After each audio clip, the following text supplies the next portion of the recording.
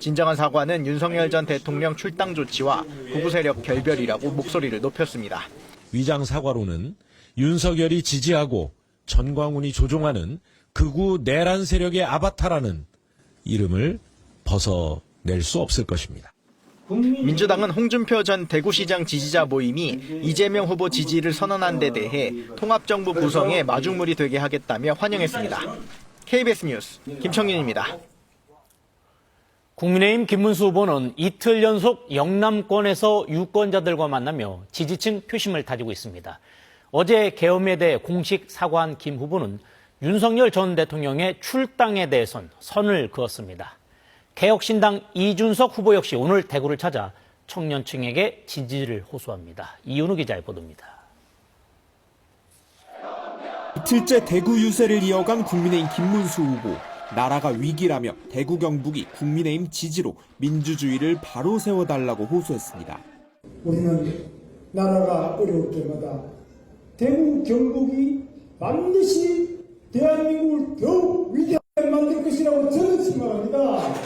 어제 계엄 관련 사과 입장을 밝힌 김 후보는 계엄과 탄핵의 파도를 넘어 앞으로 나아가야 한다면서도 윤석열 전 대통령 출당 조치에 대해선 선을 그었습니다.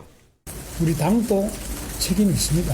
그래서 자기가 뽑은 대통령을 탈당시키는 방식 이런 것을 가지고 책임이 면책될 수도 없고 또 그렇게 하는 것은 도리도 아니라고 생각합니다.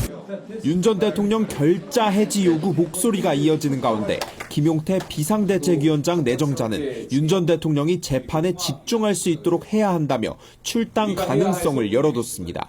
대통령께서 스스로 결단해야 된다는 것은 저도 여러 차례 말씀드린 바가 있고 그것과 관련해서 여러 가지 논의가 있다는 말씀을 드리겠습니다. 국민의힘 선대위는 소상공인 자영업자 지원 공약을 발표했습니다. 전통시장 신용카드 소득공제율 50%까지 확대, 소상공인 점포에서 신용카드 사용 시 캐시백 제공, 대통령 직속 소상공인 자영업자 지원단 설립을 약속했습니다. 개혁신당 이준석 후보는 출근길 피켓 유세로 대구 유세를 시작했습니다. 경북대 학생식당에서 학생들을 만나고 시장에서 상인을 만나는 등 현장 소통 행보를 이어갑니다. 이준석 후보는 민주당 이재명 후보는 정치에서 사라져야 한다. 국민의힘 김문수 후보는 미래를 상징하는 후보로 보기 어렵다며 양측을 향해 날을 세웠습니다. KBS 뉴스 이윤우입니다. 대선에 뛰어든 주요 후보들이 10대 공약을 내놨습니다. 후보들은 공통적으로 경제 성장의 중요성을 강조했는데 방법은 조금씩 달랐습니다. 박진수 기자입니다. 대선 후보들의 공약은 경제 성장에 방점이 찍혔습니다. 민주당 이재명 후보는 1호 공약으로 새로운 성장 기반을 구축해 경제 강국을 만들겠다고 약속했습니다. AI와 콘텐츠 산업, 방산 분야 등을 미래 먹거리로 제시했습니다. 진정으로 중요한 것은 국민들의 먹고 사는 문제, 민생, 경제. 국민의힘 김문수 후보는 기업하기 좋은 나라를 전면에 내세웠습니다. 규제 완화와 세제 정비, 투자 활성화를 약속했는데 이를 통해 일자리를 창출하겠다고 했습니다. 경제 대통령이 돼야 되겠다. 우리 대한민국이 잘 사는 대통령이 돼야 되겠다. 개혁신당 이준석 후보의 1호 공약은 정부 부처 통폐합입니다. 19개 부처를 13개로 축소해 칸막이 행정을 최소화하겠다는 구상입니다. 업무가 중복되거나 옥상옥으로 지적받았던 부처는 실무 위주로 개편하겠습니다. 핵심 지지층을 겨냥한 공약도 담겼습니다. 이재명 후보는 내란 극복과 민주주의 회복, 검찰의 수사 기소권 분리를, 김문수 후보는 선거관리위원회 외부감사 도입, 핵무기 설계 기술 축적을, 이준석 후보는 신구 국민연금 재정 분리와 과학기술인 연금 등을 각각 내놨습니다. 국민들이 이제 가장 관심을 가지고 있을 것이라고 생각되는 이슈를 초점을 맞춰서 1번 공약으로 제시를 하는 것 같고요. 현 시점에서는 경제가 어렵다. 민주노동당 변영국 후보는 증세를 통한 불평등 해소를 1호 공약으로 내걸었습니다. KBS 뉴스 박진수입니다. 내란 우두머리 혐의를 받는 윤석열 전 대통령이 어제 열린 재판에 공개 출석했습니다. 증인으로 출석한 군인은 윤 전 대통령이 이진우 전 수방사령관에게 총을 쏴서라도 문을 부수고 국회에 들어가라고 말한 걸 비화폰 넘어 들었다고 했는데 윤 전 대통령 측은 신빙성의 의문을 제기했습니다. 이호준 기자입니다. 타고 온 차에서 내려 법원 출입구 앞까지 걸어온 윤 전 대통령. 자신의 형사재판에서 처음으로 취재진과 마주했습니다. 그러나 여러 질문에 대해 돌아온 답변은 없었습니다. 비상계엄 선포에 대해 사과하실 생각 있나요? 자유민주주의라 생각하십니까? 전 국민에게 하실 말씀 이 과정에서 경호처 직원들은 질문하는 기자의 양쪽 팔을 번갈아 강제로 잡아 끌기도 했습니다. 3차 공판에서 법정 증언에 나선 이는 비상계엄 당시 이진우 전 수방사령관과 같은 차를 타고 있던 부관입니다. 부관인 오상배 대위는 이 전 사령관과 윤 전 대통령 사이에 비화폰으로 오갔던 4차례 통화 내용을 듣게 됐다고 증언했습니다. 그는 윤 전 대통령이 본회의장으로 가서 4명이 1명씩 들쳐업고 나오라고 지시했다면서 총을 쏴서라도 문을 부수고 들어가라고 말했다고 밝혔습니다. 이 전 사령관이 충격을 받은 듯 대답하지 않자 윤 전 대통령은 마치 강요하듯 재촉했다고도 설명했습니다. 4번째 통화에선 계엄 해제 결의안이 통과됐더라도 2번, 3번 계엄하면 되니까 계속하라는 지시를 들었다고도 말했습니다. 오대희는 처음엔 윤 전 대통령이 법리적으로 옳은 일을 하고 책임을 질 거라 생각했지만 윤 전 대통령 측의 이 기자회견을 보고 부하를 버린 느낌을 받았다고 밝혔습니다. 대통령이 체포 채자도 얘기한 적도 없을 뿐만 아니라 윤 전 대통령 측은 오대희 증언에 대해 직접 통화한 게 아니라 옆에서 들었다는 점을 거론하며 신빙성에 의문을 제기했습니다. 또 이 전 사령관의 비화폰 수발신 기록에 윤 전 대통령과의 통화 내역은 없다는 변호인 측 질문에 대해 오대희는 틀림없다면서 사령관이 건네준 안보폰 화면에 분명히 대통령님이라고 표시돼 있었다고 말했습니다. KBS 뉴스 이호준입니다. 검찰이 윤석열 전 대통령 부부의 공천 개입 의혹과 관련해 김건희 여사에게 내일 출석하라고 통보했습니다. 하지만 김 여사가 출석할지는 불확실합니다. 공민경 기자입니다. 서울중앙지검 명태균 의혹 수사팀은 지난 9일 김건희 여사에게 출석 요구서를 보냈습니다. 조사 일시는 오는 14일 오전, 공직선거법 및 정치자금법 위반 혐의 피의자 신분으로 조사를 받으러 오라는 겁니다. 김 여사는 지난 대선 때 명태균 씨에게 무상으로 여론조사 결과를 제공받은 대가로 2022년 국회의원 보궐선거에서 김영선 전 국민의힘 의원 공천에 관여했다는 의혹을 받습니다. 당선인이 지금 전화했는데, 하여튼 당선인 이름 팔지 말고 그냥 미르라고 했어요 지금. 또 같은 해 지방선거에서 경북 포항시장 공천 등에 개입하고 지난해 총선에선 김상민 전 검사 공천에 영향력을 행사했다는 의혹도 받습니다. 여사가 조국 수사 때 김상민 검사가 고생을 많이 했다. 그 사람 좀 챙겨주라. 이렇게 얘기를 하거든요. 검찰은 최근 의혹의 주요 인물인 명 씨와 김 전 의원 등을 모두 불러 조사했고 김 여사 측엔 대면 조사 필요성을 여러 차례 전달했습니다.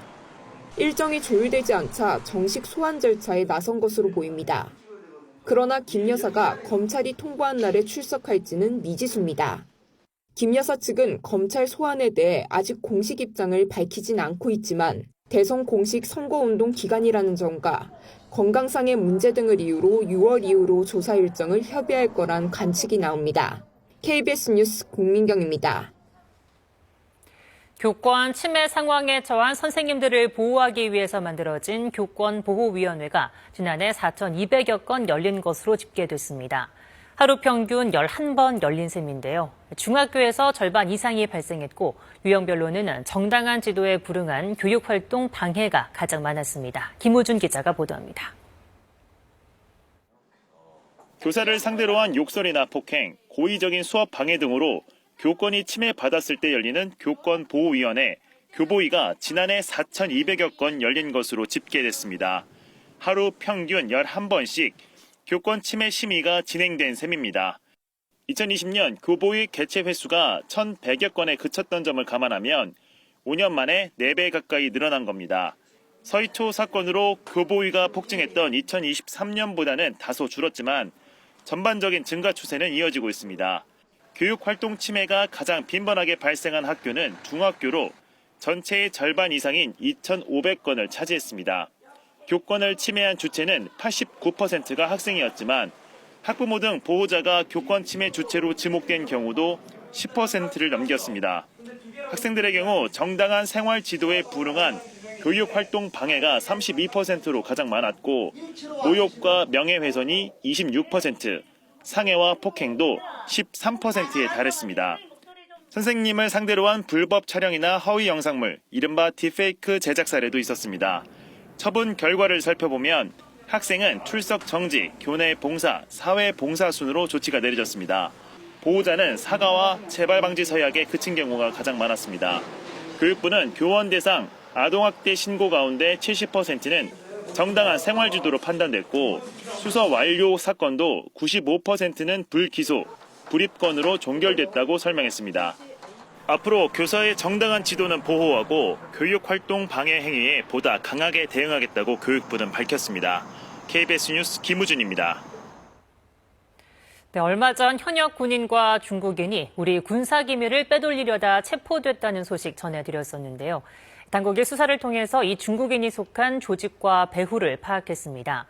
KBS가 공소장을 단독 입수했는데 체포된 중국인은 중국 간첩 조직의 행동책이었고 중국군 소속 정보기관 요원의 지휘를 받은 것으로 드러났습니다. 먼저 윤진 기자입니다. 군사기밀보호법 위반 혐의로 지난달 말 구속 기소된 중국인 청모 씨. 현역 한국 군인에게 접근해 지난해 5월부터 5차례에 걸쳐 우리 군 기밀을 빼내려 한 혐의를 받고 있습니다. KBS가 공소장을 입수해 봤더니 청 씨는 중국인과 한국인 등 최소 10명이 모인 간첩 조직의 행동책이었습니다. 이 조직은 지휘를 맡은 총책과 군사기밀 검토와 가격 책정, 첩보 장비와 돈 전달, 신뢰 형성을 위한 대면 접촉 등으로 역할이 나뉘어졌는데 청 씨는 대면 접촉 담당이었습니다. 총책은 SNS 오픈 채팅방에서 아이디 켄 제이크로 활동한 인물, 우리 합참에 해당하는 중국군 연합참모부 산하 정보기관 소속으로 파악됐습니다. 이들의 간첩 활동은 2022년 말부터 시작됐습니다. 특히 청 씨는 국내 입국 전 타이완에서도 총책과 함께 반중단체와 타이완 독립단체의 동향 수집도 한 것으로 드러났습니다. 중국 조직은 기밀을 넘기려다 붙잡힌 한국 군인을 해외까지 넘나들며 관리했고 이 군인은 적극적으로 가담했습니다. 이 군인은 필요한 우리 군 기밀 목록과 함께 기밀의 가격을 매겨달라고 했고 중국 정부의 증서와 같은 보호 조치도 요구했습니다. 기밀을 넘긴 대가로 지난해 11월 싱가포르에서 청 씨를 만나 5,000달러를, 다음 날엔 말레이시아로 이동해 총책을 만나 또 5,000달러를 건네받았습니다. 국군 방첩사령부는 나머지 공범 9명의 신원을 모두 확인해 추적하고 있습니다. KBS 뉴스 윤진입니다. 이 조직의 총책은 자신을 연구원으로 소개하면서 우리 군의 작전 계획 같은 핵심 기밀을 수차례 요구한 것으로 드러났습니다. 추적을 피하기 위해서 기밀을 삭제한 저장 장치를 약속한 장소에 놓아두면 나중에 회수해 복구하는 방식으로 자료를 빼냈습니다. 이어서 조혜진 기자입니다. 중국군 연합참모부 산하 정보기관 소속 총책은 자신을 군사연구원으로 소개하며 연구자료가 필요한 것처럼 군인들에게 접근했습니다. 그러다 2023년 8월 선급금 350만 원을 우리 군인이 받자 본색을 드러냅니다. 군사기밀을 넘기라며 2, 3급 기밀은 300만 원, 대외비면 200만 원을 더 주겠다며 가격을 제시했습니다. 미군 작전 계획이나 한미 연합훈련 관련 자료 등을 구체적으로 요구하고 거래를 거듭하며 사드나 미군 관련 민감한 정보를 독촉하기도 했습니다. 지난해 12월 비상계엄 이후에는 핵 작전 지침, 한미일 첨단 무기 자료 등으로 요구 수위가 높아졌습니다. 전달 수법도 과감해졌습니다. 처음에는 각종 몰래카메라를 제공하거나 온라인 서버 아이디를 알려주고 정보를 올리게 하더니 이후엔 오피스텔이나 펜션 등에 기밀이 담긴 SD카드를 놓아두라고 요구했습니다. 특이한 점은 추적을 피하기 위해 기밀 내용을 삭제한 뒤 SD카드를 넘기게 한 건데 이를 나중에 회수해 별도 복구 과정을 거쳐 기밀을 빼낸 겁니다.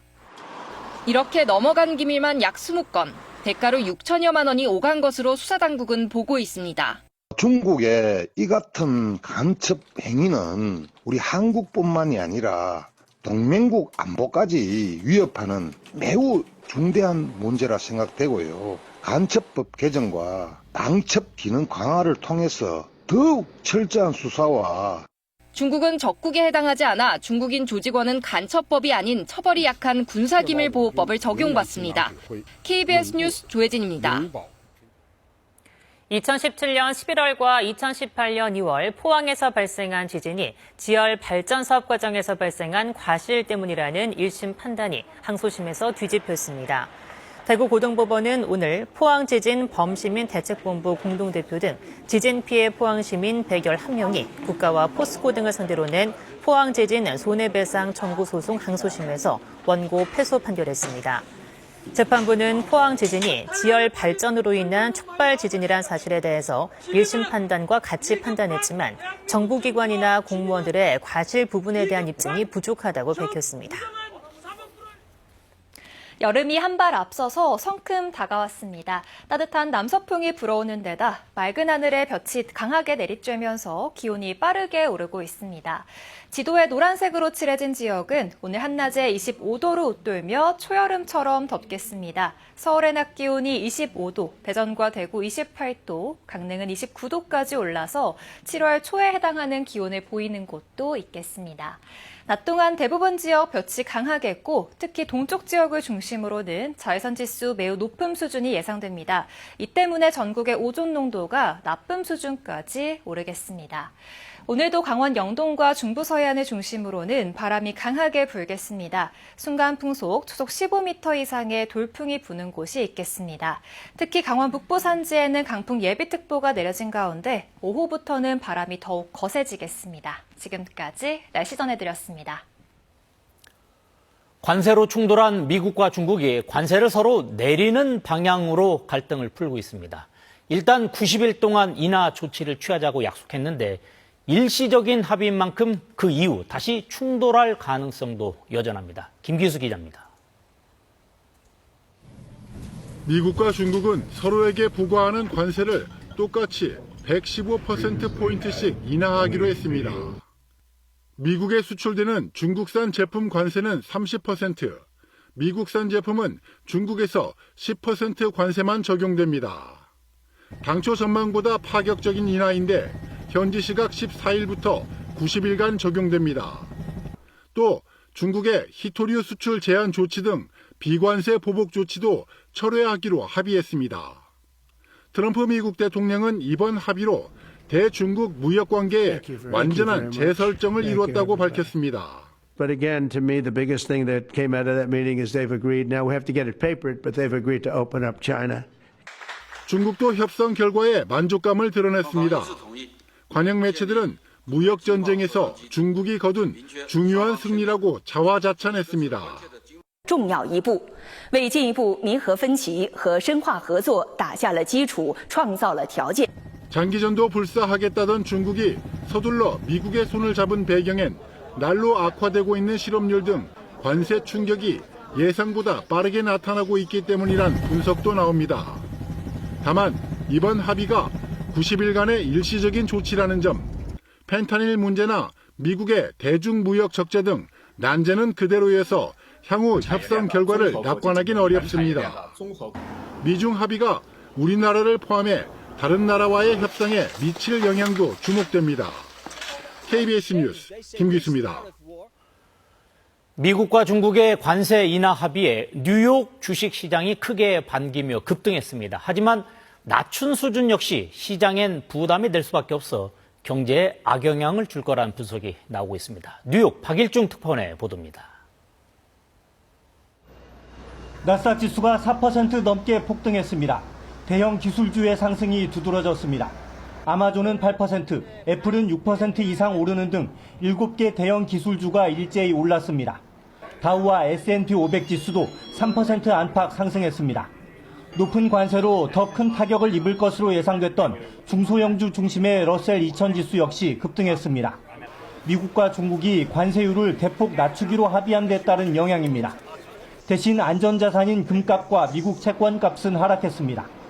경기 둔화에 대한 우려가 다소 진정되면서 금리 인하에 대한 기대도 줄었고 시장이 예상하는 금리 인하 시점은 9월 이후로 미뤄졌습니다.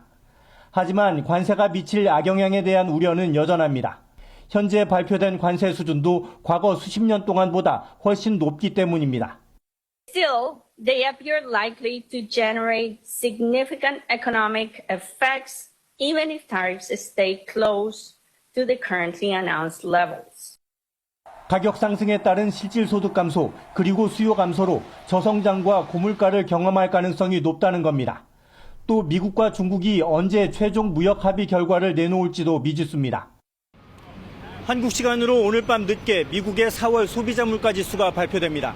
전문가들은 그간의 안정세를 끝내고 상승률이 다시 높아졌을 것으로 예상하고 있습니다. 뉴욕에서 KBS 뉴스 박일중입니다. 미국과 중국의 관세 합의 소식에 밤사이 미국 증시는 급등했지만 코스피는 소폭 보합에 그치고 있습니다.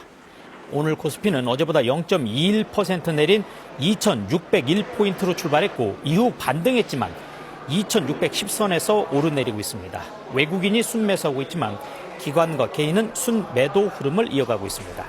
밤사이 미국 증시는 다우존스 30 산업평균지수가 2.81%, 스탠더드 앤 푸어스 500 지수가 3.26%, 나스닥 종합지수가 4.35% 오르는 등 급등했습니다. 미국의 관세 여파로 이달 초 수출이 25% 가까이 줄었는데 반도체는 14% 정도 늘면서 전체 수출 감소의 충격을 그나마 줄였습니다. 하지만 국제 반도체 시장의 기술 경쟁이 매우 치열해 우리 반도체가 언제까지 수출 효자의 역할을 할지는 알 수 없습니다. 보도에 정재호 기자입니다. 반도체 주문 제작을 뜻하는 파운드리 분야의 세계 1위 TSMC. 올 1분기 매출만 37조 원, 애플, 엔비디아, 퀄컴 등 빅테크 기업 고객을 쓸어 담은 결과입니다. 미국 현지 공장의 첨단 기술력으로 2나노미터 이하 초미세 공정에서까지 TSMC로의 쏠림 현상은 갈수록 심해지고 있습니다. 고객사 확보가 어려운 삼성전자엔 그만큼 부담입니다. 기술도 거의 같이 공동개발 비슷하게 해왔기 때문에 단순하게 제조 공정상의 앞선 기술이라고 해서 그 고객을 뺏어오기가 쉽지가 않다는. 삼성전자는 파운드리 외에 메모리, 비메모리까지 다루는데도 1분기 매출이 TSMC의 10조 원 넘게 뒤졌습니다. 매출 격차는 지난해부터 갈수록 벌어졌고 파운드리 시장 점유율은 59%포인트까지 차이가 납니다. 삼성전자는 기술을 올리고 수율을 높여 고객사를 확보한다는 입장이지만 시간이 걸리는 일입니다. 안정적인 양산성 확보를 통해 고객사의 신뢰도를 높이고 신규 수주 확대에 적극 나설 계획입니다. 이 와중에 왕년의 강자 인텔이 파운드리 사업 부활을 선언하며 삼성 따라잡기에 나섰습니다. 삼성 TSMC보다 더 앞선 기술인 1.8나노미터 공정을 앞세운 인텔. 공급망이 다양하고 미국에 공장이 많아 관세에서 자유로운 걸 강점으로 내세우며 고객 끌어모으기에 나서고 있습니다. 불붙은 파운드리 경쟁, 여기에 미국이 조만간 부과할 반도체 관세는 또 다른 수출 변수입니다. 우리 범용 반도체 주요 고객인 중국의 반도체 자립도가 높아지는 것도 향후 우리 업계엔 부담일 수 있습니다. KBS 뉴스 정재우입니다. 푸틴 러시아 대통령과 젤렌스키 우크라이나 대통령이 모레 튀르키예 이스탄불에서 만나 휴전을 논의합니다. 마침 중동을 가는 트럼프 미국 대통령이 이 회담에 가고 싶은 모양입니다. 베를린 조빈나 특파원의 보도입니다. 중동 순방을 앞둔 트럼프 미국 대통령이 오는 15일 튀르키예에서 열리는 러시아와 우크라이나 회담에서 좋은 결과가 나올 수 있다고 생각한다며 기대감을 보였습니다. 특히 젤렌스키와 푸틴 두 지도자가 참석할 것으로 믿는다며 자신도 튀르키예로 갈 수 있다고 말했습니다. The meeting's been set. Go to the meeting on Thursday. And if I thought it would be helpful, I don't know where I'm going to be at that particular point. I'll be someplace in the Middle East, but I would fly there if I thought it would be helpful. 푸틴 러시아 대통령의 협상 제안에 정상들끼리 보자고 역제안한 젤렌스키 우크라이나 대통령은 트럼프 대통령의 참석도 요청했습니다. важливо, що президент Трамп повністю підтримує зустріч. І ми б хотіли, щоб він знайшов можливість бути в Туреччині. 라브로프 러시아 외무장관이 회담 준비를 위해 튀르키예에 도착한 가운데 크렘린궁은 이번 협상에 누가 참석하는지 밝히지 않았습니다. 러시아는 분쟁의 근본 원인을 제거하기 위한 협상이 이루어진 다음 휴전이 가능하다는 입장을 밝혔습니다. В этом заявлении